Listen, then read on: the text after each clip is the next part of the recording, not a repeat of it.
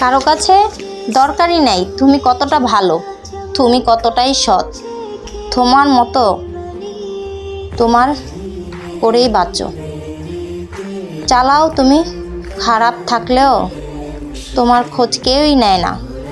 তুমি না খেয়ে থাকলে তোমাকে কেউ খাবার দেয় না। বিপদে থাকলে কেউ সাহায্যও করে না।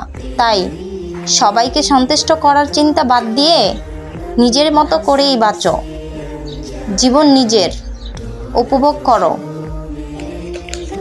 কারণ তোমার ভিতরের যে কষ্ট দুঃখ সারাদিন চিৎকার করলেও সেটা কেউ শুনবে না। এবং সুন্দর যে তোমার দেহটা দিন দিন শেষ হয়ে যাচ্ছে, এটা কারোর চোখেই পড়বে না।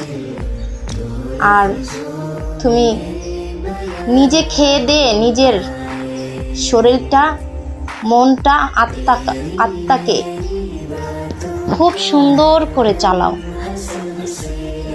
কারণ তোমার বাঁচতে হইব, তোমার জন্য কিছুই থাইমা থাকবো না, কিন্তু শেষ হয়ে যাবে তুমি। এই জন্য ভালো থাকো, ভালো থাকার জন্য চেষ্টা করো। আর আজকে আমি অবশ্য যে রেসিপিগুলো করলাম দুপুরের জন্য সেটা তোমাদের সাথে শেয়ার করলাম।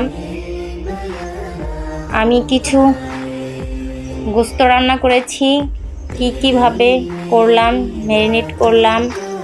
এবং আজকে দুপুরে আমরা পুঁই শাক দিয়ে ভাজি করব, সেটা তোমাদের সাথে শেয়ার করলাম। তোমরা সবাই আমার জন্য দোয়া করবে, আমি যেন একটু ভালো থাকতে পারি। আমিও মানসিকভাবে খুব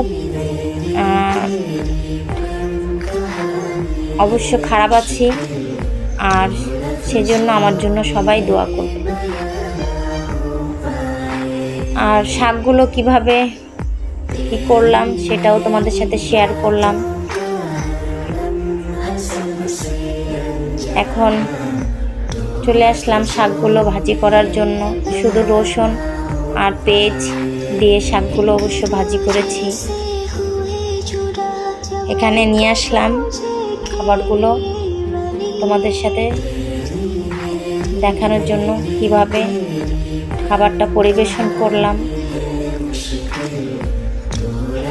অবশ্য কেমন হয়েছে অবশ্য আপুরা ভাইয়ারা আমাকে একটু কমেন্ট করে জানাবেন আমার কোথায় ভুল আছে, কোথায় কীভাবে আমার জিনিসগুলো অসুন্দর আছে, সেটা জানালে অবশ্য আমার জন্য অবশ্যই ভালো হবে।